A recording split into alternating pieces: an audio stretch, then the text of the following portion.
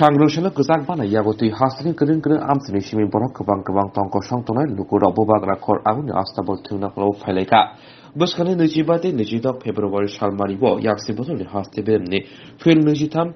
Malamung Panda, Sonsa Tangritogo, Avonogino, Nijibri, February Shalmaribo, Astable Tinoklo Kasha, Kotor Lugutum Panda Kazaka, Panda Konaraka, Yakshibotoli Tang Falshitara, Yeturi, Polar Bruni, Adon Prokas Karat, Kevin Botoli, Adon Mani Shorkar, Astani Yakshibotoli, Tang Falshidendro Chudri, Agoshang, Asali Pandavo, Casco Azukaya, Azuka Kazamontri, Ogor Deborma.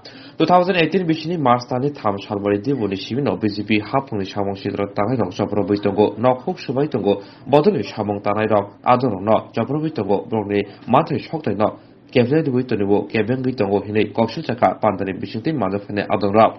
Asali Pandavo, Kevin Botoni, Adon Mani Shoka, Koshara Tangi, Hakotoni, Hapante, Asta Hapani Shako, Juda Koshaka. Abro Karibo, Hapango Panashika, Miss Kuliga, Sheba Marahin Mativo, Kokeka.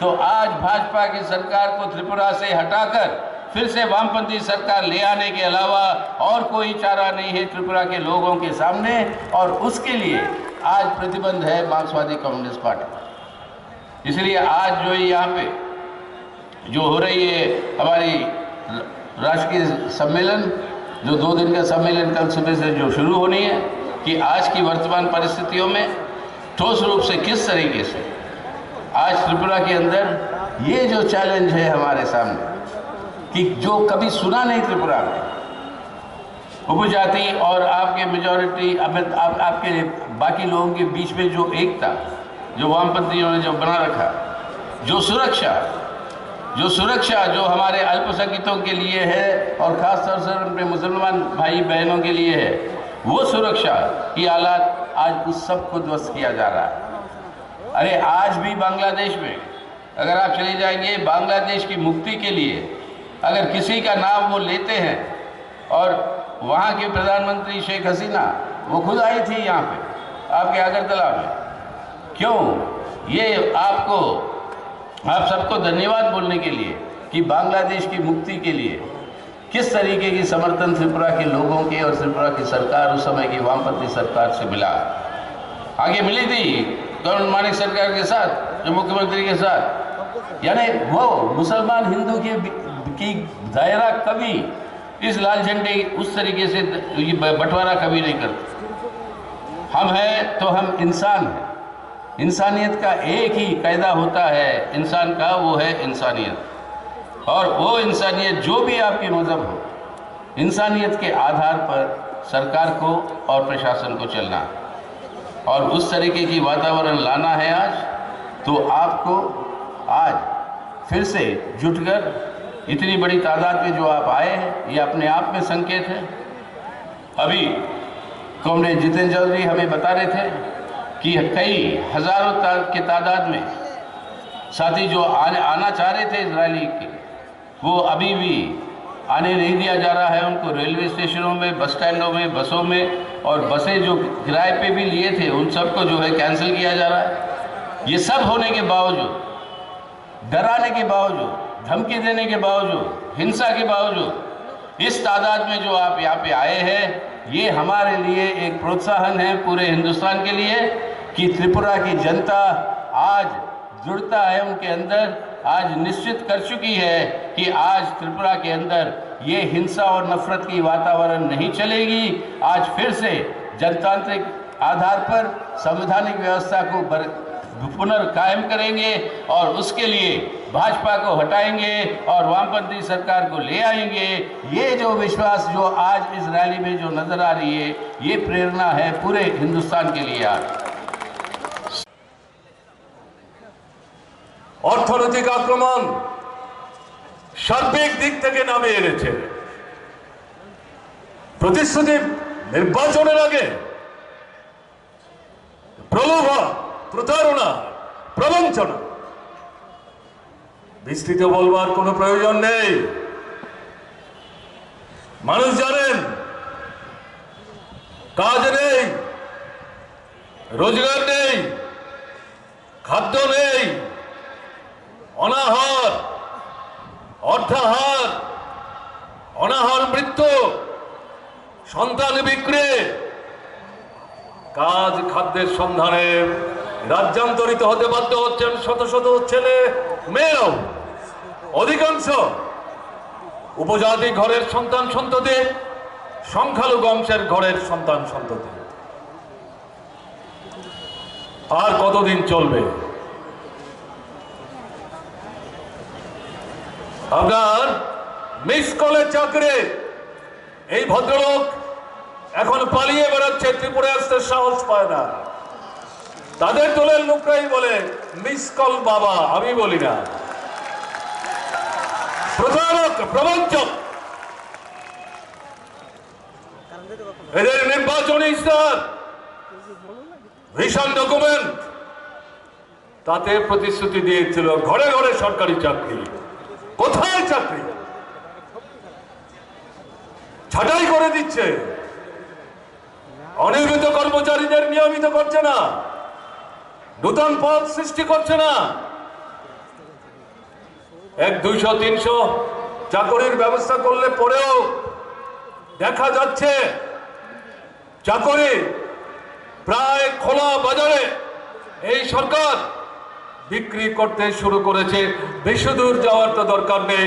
TSR, যেটার জন্য আমরা লড়াই করে গেছে বামফ্রন্ট সরকার, 3টা battalion লাগবে, 2টো battalion শেষ পর্যন্ত রাজি হয়েছে। 3 বছর আগে ইন্টারভিউ হয়েছে, এখন দেখা যাচ্ছে আগে ব্যাটালিয়নে যত টিএসআর লাগে তাও তারা নিচ্ছে না। যে কয়েকশো লোকের চাকরির জন্য অফার লেটার দিয়েছে, এর বিরুদ্ধে যারা ইন্টারভিউ দিয়েছেন তারা প্রতিবাদে ফেটে পড়ছেন। যোগ্যরা বঞ্চিত হচ্ছেন। বলছে জায়গা সম্পত্তি বিক্রি করে মায়েরা বাবারা, যাতে আমাদের রাজ্যের হিন্দু মুসলমানের যে মিলন, যার মধ্য দিয়ে শান্তি সম্প্রীতি সুস্থিতি এবং একটা গণতান্ত্রিক বাতাবরণ, যা বামফ্রন্ট সরকার তৈরি করার ক্ষেত্রকে প্রশস্ত করেছে। বাংলাদেশের গত দুর্গোৎসবের সময়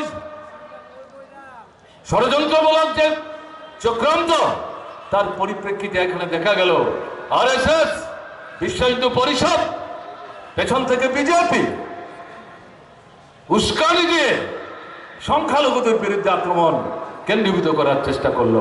18টা জায়গায় আক্রমণ হলো।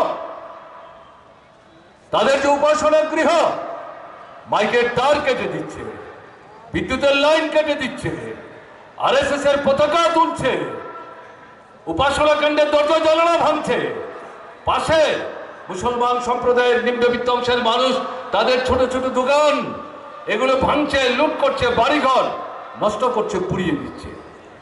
এ তো ত্রিপুরায় কখনো মানুষ দেখেননি। এটা কি চলছে? এর পেছনে বিজেপির পরোক্ষ যদি কোনো ইঙ্গিত না থাকে, তাহলে কি করে হয়? একদিকে বিষাক্ত সাপ হিসাবে ছবল দিচ্ছে, আরেকদিকে উজা হিসাবে সমস্ত ঘটনা ঘটে যাওয়ার পর পুলিশ পল্টন পালিয়ে সে বিষ নামাবার জন্য সেখানে বিষ ঝাড়বার চেষ্টা করছেন। মানুষকে তো বোকা, মানুষ তো বুঝতে পারছে এর পেছনে কাদের হাত কাজ করছে। এর বিরুদ্ধে আমরা যদি সোচ্চার হতে না পারি, তাহলে ঐক্য, সংহতি, সম্প্রীতি কি করে আমরা সুদৃঢ় করব, সম্প্রসারিত করব? সময় নিতে চাইছি না। এখানে বসে যারা শুনছেন, দূর থেকে যারা শুনছেন, তারা সবাই জানেন ত্রিপুরায় গত 4 বছর যাবৎ কি চলছে। আমাদের ত্রিপুরায় ভারতবর্ষের সংবিধান কার্যকরী নেই, ফ্যাসিস্ট সুলভ সন্ত্রাস চলছে। ৩রা মার্চ 2018 দুপুরের পর থেকে অব্যাহত রয়েছে আজ অবধি। কে জানে না গণতন্ত্র সার্বিকভাবে আক্রান্ত। ভোটের অধিকার হরণ করে নেওয়া হয়েছে। বিরোধী দলের কণ্ঠ স্তব্ধ করে রাখার সমস্ত রকম চক্রান্ত অব্যাহত রয়েছে। সংবাদ মাধ্যম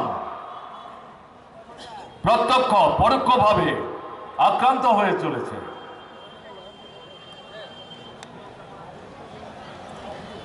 এই যে পরিস্থিতি, এই পরিস্থিতিকে চলতে দেবেন না রুখে দাঁড়াবেন? এর বিরুদ্ধে প্রতিরোধ গড়ে তুলতে হবে।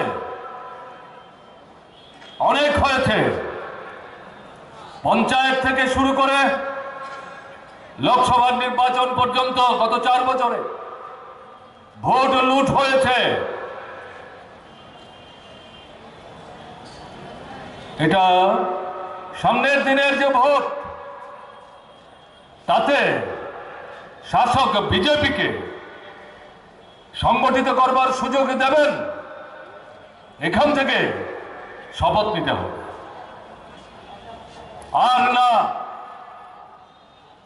আমার ভোট আমি দেব, আমার ভোট আমার চেতনা, আমার অভিজ্ঞতার ভিত্তিতে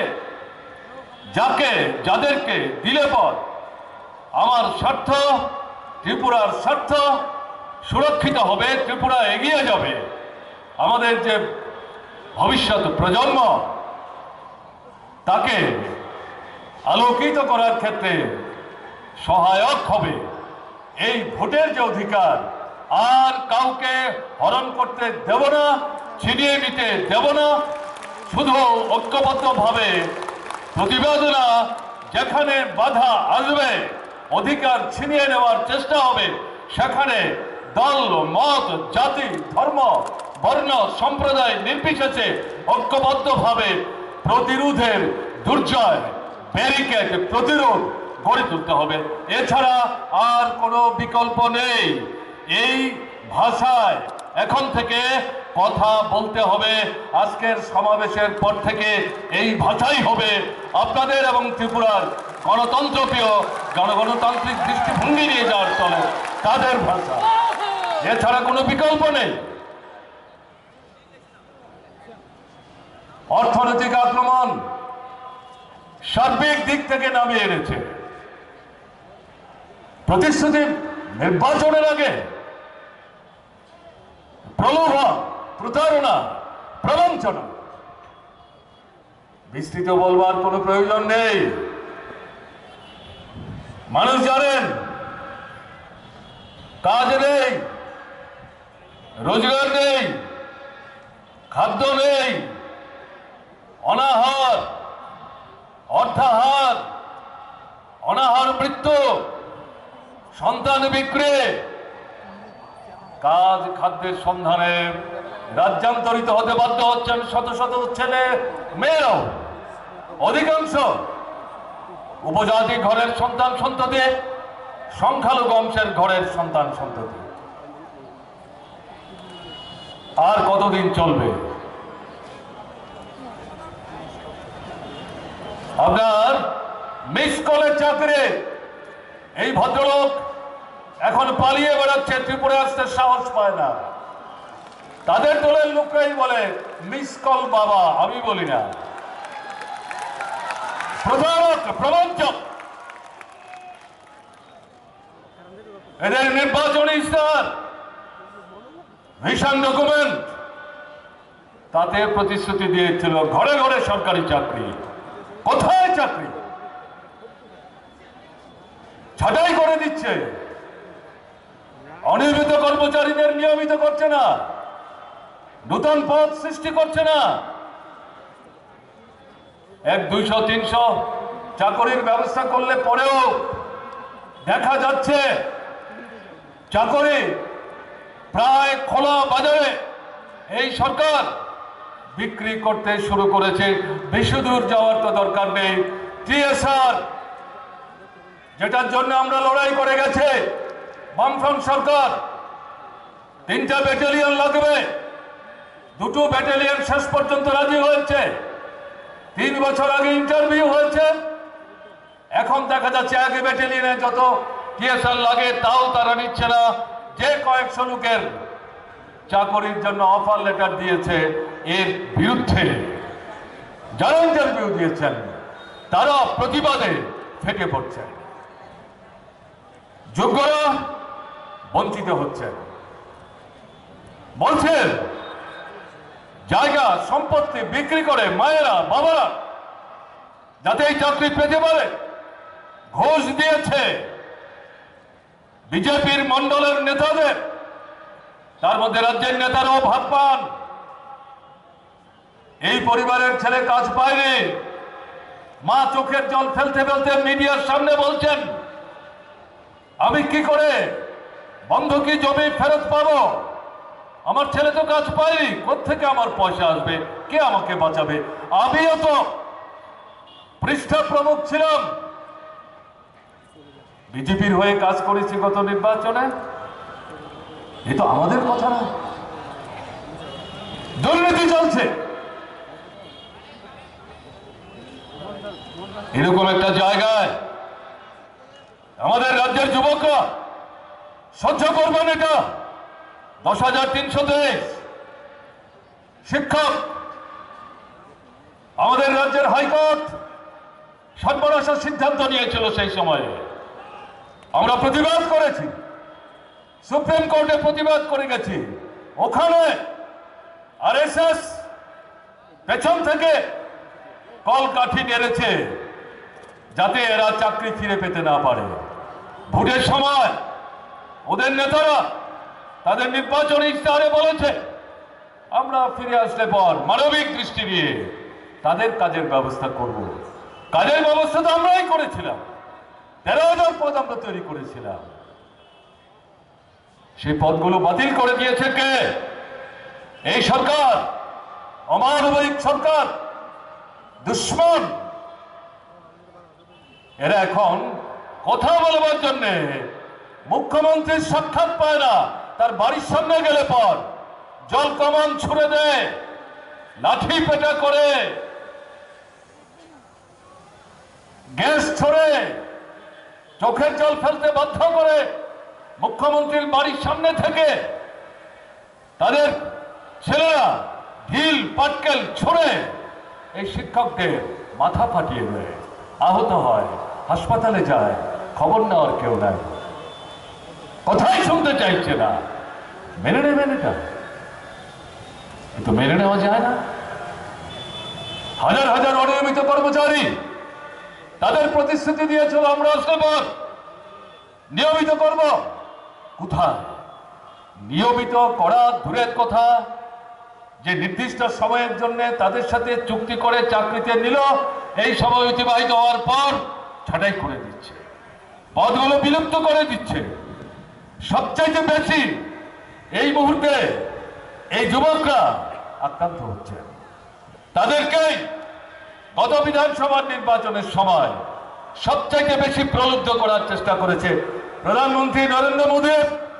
অমিত শাহ তখন বিজেপি দলের সভাপতি ছিলেন, আর এখন যিনি রাজ্যের মুখ্যমন্ত্রী তখন তিনি ত্রিপুরার প্রাদেশিক কমিটির সভাপতি ছিলেন। অন্য আর কত নাম বলব? জবাব চাইতে হবে। যদি জবাব ঐক্যবদ্ধভাবে চাইবার জন্য এখনো যারা ঘরে আবদ্ধ হয়ে আছেন তারা যদি বেরিয়ে রাজপথে না দাঁড়ান, সমস্যার সমাধান হবে না। তাই যেটা বলতে চাইছি, একদিকে কাজ, রোজগার, খাদ্য এবং শিক্ষিত অর্ধশিক্ষিত যে যুবক যুবতী তাদের কাজের সংস্থানের দাবিতে আন্দোলন তীব্র থেকে তীব্রতর করতে হবে। সামাজিক পেনশন 50,000 গরিব মানুষ 80, 85, 90, 92 বয়সে বাতিল করে দিয়েছে তাদেরকে। কতটা অমানবিক, কতটা মানুষের শত্রু মনোভাবাপন্ন হলে পর এরকম কাণ্ড করতে পারে, কোনো জবাব নাই। এই মানুষরা কথা বলতে চাইলে কথা বলতে পারছে না। এদের অনেকেই অনাহারে মৃত্যুর কোলে ঢলে পড়ছে। এর জবাব চাইতে হবে।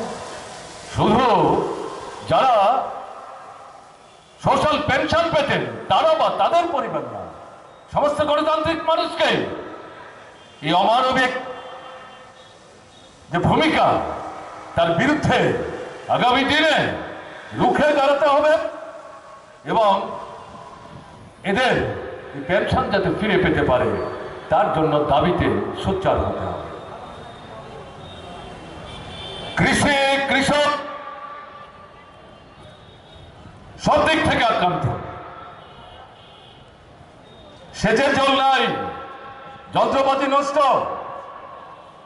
সাধারণ কৃষক কৃষির জন্য বামফ্রন্ট সরকার থাকার সময় নানা ধরনের যে সুযোগ পেতেন, ভর্তুকি পেতেন, সার থেকে শুরু করে যন্ত্রপাতি কেনা পর্যন্ত সব বন্ধ।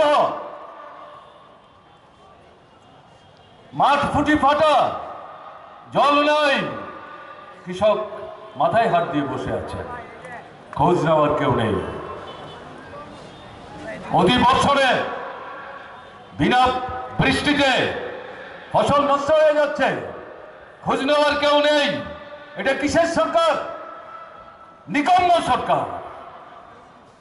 মানুষের প্রতি কোনো দরদ নেই। এটা মেনে নেবেন? এ তো মেনে নেওয়া যায় না। কেন মেনে নেবেন? এর বিরুদ্ধে আগামী দিনে ঐক্যবদ্ধভাবে আরো বৃহত্তর লড়াই গড়ে তোলা ছাড়া মানুষের সামনে বিকল্প কোনো পথ নেই। এই কারণে এই কথাগুলো বলছি। যেটা লক্ষ্য করা যাচ্ছে, আমাদের রাজ্যের উপজাতি অনুপজাতি অংশের মানুষের মধ্যে যে গণতান্ত্রিক একতা সুদীর্ঘ লড়াইয়ের মধ্য দিয়ে তৈরি হয়েছে, একতা না থাকলে পর ষষ্ঠ তফসিল মোতাবেক ত্রিপুরা উপজাতি এলাকা স্বশাসিত জেলা পরিষদ ত্রিপুরায় তৈরি হতো না। ভাষার দাবি পেতেন না, বেআইনিভাবে হস্তান্তরিত জমি পুনরায় হাতে ফিরে পেতেন না, উপজাতি অধ্যুষিত এলাকায় মৌলিক পরিকাঠামো তৈরি হতো না। এই ঐক্যকে ভাঙবার জন্য 1967 সালে কংগ্রেসের মদতে রাজবাড়ির আশীর্বাদে যে উপজাতি যুব সমিতি তৈরি হয়েছিল, ভাঙতে ভাঙতে নূতন নামে এখন ত্রিপুরা মাথা তৈরি হয়েছে। ওই রাজবাড়ির প্রাসাদ দেখিয়ে উপজাতি তরুণ তরুণীদের একাংশকে মোহগ্রস্ত বিভ্রান্ত করার চেষ্টা করছে গ্রেটার ত্রিপুরা ল্যান্ডের নাম দিয়ে। আরে মশাই,